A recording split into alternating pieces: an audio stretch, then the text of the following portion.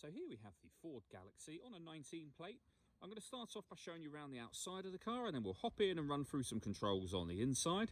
But from the outside, you can see it's a 5-door car with alloy wheels and tinted windows. Let's start off inside the boot and then work our way around the rest of the car from there.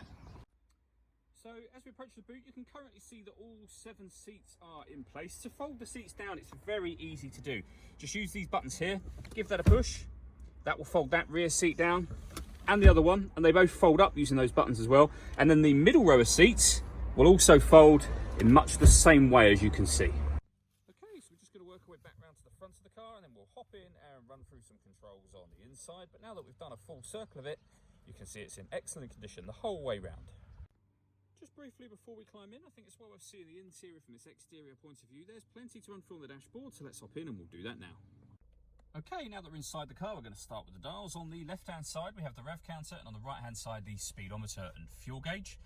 In the middle, you can see the total miles for this car, which are 19,607. Beneath that, it will show you what gear this car is currently in, so we're in park at the moment. And above that, you can see a digital readout for the speedometer. You can change the information that's displayed there for various bits of individual trip computer, fuel economy and car information, or you can have these 4 pieces of information displayed simultaneously, and then we're back round to the beginning again.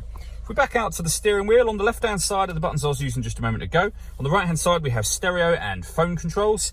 Behind the steering wheel, we have the minus and plus paddle. That is so that you can change gear manually with this automatic gearbox. Over in the centre, we have the touchscreen for the car. So this is where you can pair your phone.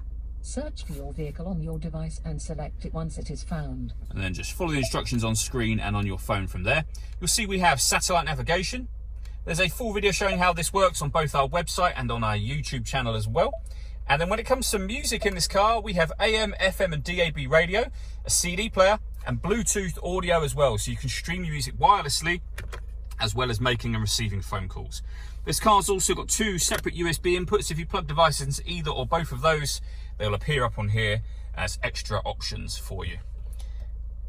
When you put the car into reverse, this car's got parking sensors, but you also have a visual guide for the sensors as well.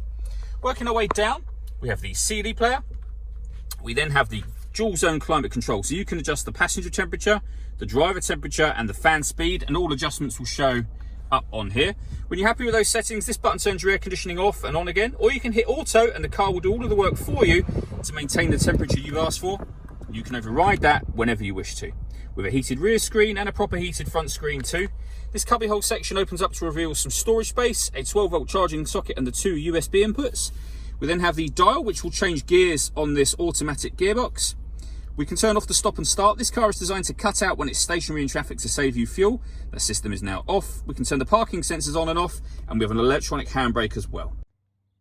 All that leaves me to say is thank you for taking the time to watch this video. If you'd like to come and see the car in person and have a test drive, please feel free to call any of our MJA sites. We'd love to hear from you soon.